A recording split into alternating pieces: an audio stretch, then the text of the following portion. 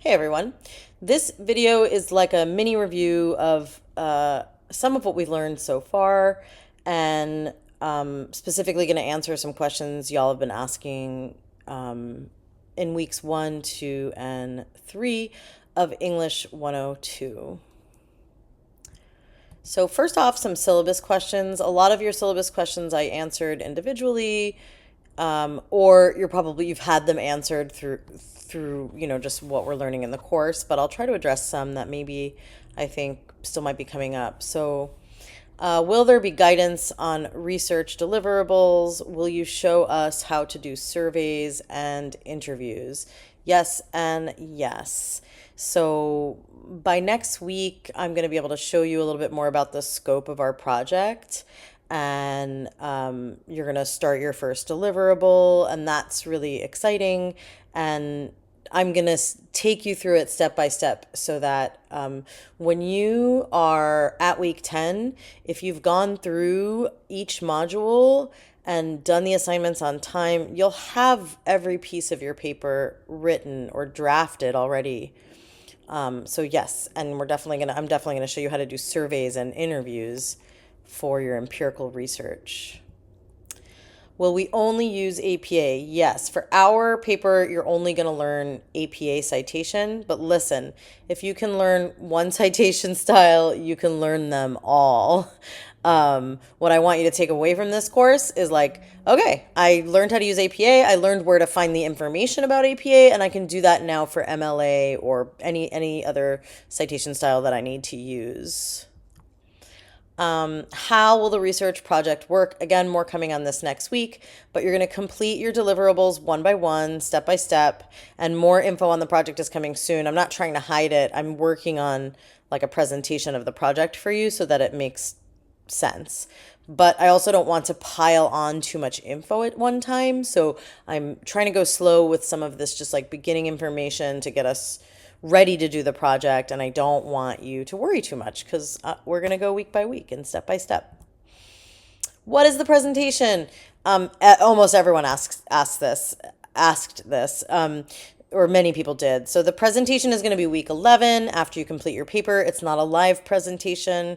You're going to adapt your findings and recommendations into more of a popular source, is kind of how I'm describing it. That can be understood by a non-academic audience. And that'll probably just look like you're going to make a slide presentation and you're going to do a recorded video where you record your voice talking over the slides, kind of the way that I am right now. So you're not going to be reading your research or reading your paper. So you see how I've read a little bit what was on the slide, but I'm also speaking from the knowledge because I prepared for this, or I tried to. So that's going to be what your presentation is. But I'm also going to show you how to do that and give you some tips. How do you get feedback? So the best place to get feedback is in the comments section. And to do that, you want to go to the left side. Let's just open Canvas so I can show you. Let's go to our course. Let's go to student view. And if you clicked on grades, this student obviously hasn't done any work because it's not a real student. But if you clicked on the assignment, here's how you would add a comment or view a comment that I made to you. There were some questions on scholarly versus popular sources. I really, really enjoyed the questions that you asked. I kind of think a lot of your questions as we go on through this course, they're going to be answered, but I thought I would just check in about it. So how do you know that a website is scholarly? So most websites are not scholarly unless they say otherwise. So a website is in its nature a popular source, unless it's the website of a scholarly journal, right? And it should say, so when we're researching, like when we're looking for scholarly research, specifically, we're going to look for research papers that are peer reviewed, and we're going to look for them in places that will only show you peer-reviewed sources, if that makes sense. We're going to learn more about that next week, but it's not like you're going to be just searching the World Wide Web all the time and trying to figure out, can I use this? Can I use this? You're going to find, specifically, you're going to be searching in databases that are going to show you scholarly sources. And the example that came up was the Harvard website, because it's Harvard, is the Harvard Gazette Why is that not an academic source? And I'll just go to that now. I forgot to pull it up. And so I just wanted to review this again. So this is a popular source. It's a newspaper. And also just to let you know, you can always find out more about something by looking for the menu and finding the About section. So sometimes that's going to be all the way at the bottom. About Us. The Harvard Gazette is an official news website for Harvard University. So the fact that it's a news website, we know that it's not a scholarly source, but it might have, I don't know, I don't really actually know this. So here's how I can learn about Harvard research, right? It might have I might find links to scholarly sources here. In fact, I'm sure that I would. But if I go to the home, I'm going to find news. There's some really interesting news in Harvard right now, actually. So that's a little bit of the difference. A newspaper is always a popular source, right? It's written for everyone to read. The tone between popular and scholarly sources is by its nature different. One, because scholarly articles really, they're written for the academic community. That's the audience, and we're expecting that the academic community is going to read them. But news sources, other popular sources, we want everyone to read them. And so, for instance, this is an article in the Harvard Gazette. The tone is different. It's also more, on Tuesday, we sought reactions to the funding cuts, right? So this is not a research paper. They did some interviews to get some opinions about about these funding cuts to Harvard University. If you were doing empirical research, you might say, this study gathered the responses to funding cuts.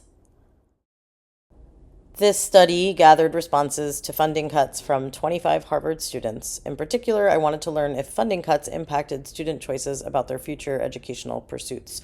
So it's just much more formally stated, and it's stating an intent to do more formal research. On Tuesday, we saw reactions to the funding cuts in conservative campuses, right? So, and then there's some interviews that follow. So this is a news story, and the tone is different. The library is confusing! Exclamation point, emojis. I should have added more emojis to this. Yes, the library is confusing, but keep going to the library page and trying to learn it. There is a lot there. So I'm just going to briefly show you. This is the library homepage. This is OneSearch. It's the library search engine. So a search engine, Google is a search engine, for instance. This is the library search engine, and it's only going to bring up things that we have access to at the library. So you can put searches in here. Here's how you talk to a librarian. You see chat with a librarian. You could do, this is 24/7. If you do it in the middle of the night, you're going to get a librarian probably in England.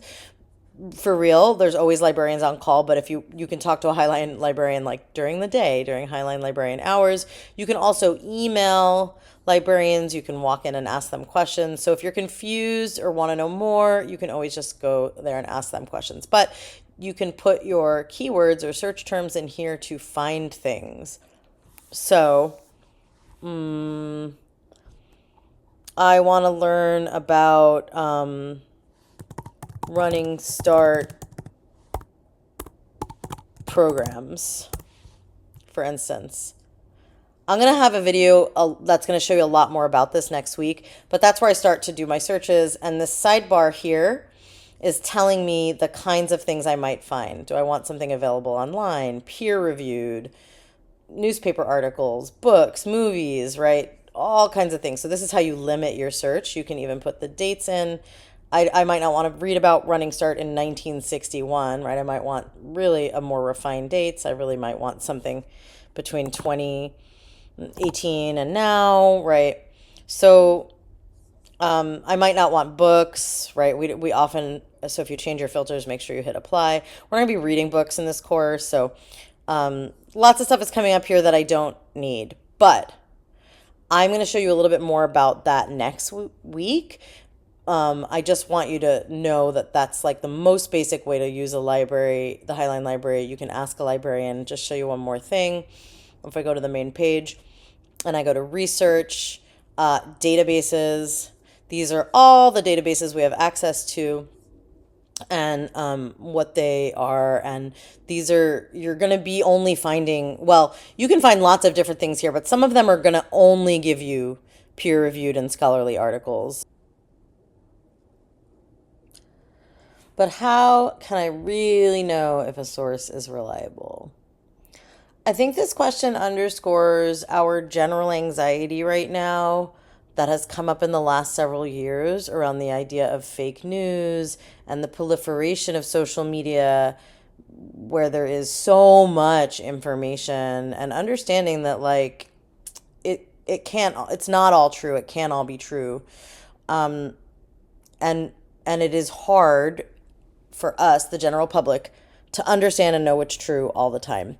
But as scholars, as academics, and not even that, as people in the world, the more carefully you read, the more time you take to think about what someone is saying, how they're saying it, and what evidence they're pointing to, both in popular and scholarly sources, the more you're going to be able to start to pull apart what is reliable or not. But if you're reading a news article or looking at something on social media and you're not sure, are they citing anything? Where did they get their information from?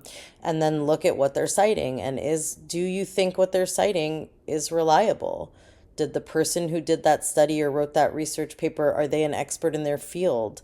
Have they written other things? Those are just ways to start to think about what you're looking at. There's a good chapter in our book on this. I'm not assigning every single chapter in our book, but you could go through this and really find probably things that in here that you're interested in. And I think that this is a good chapter for thinking about fact checking.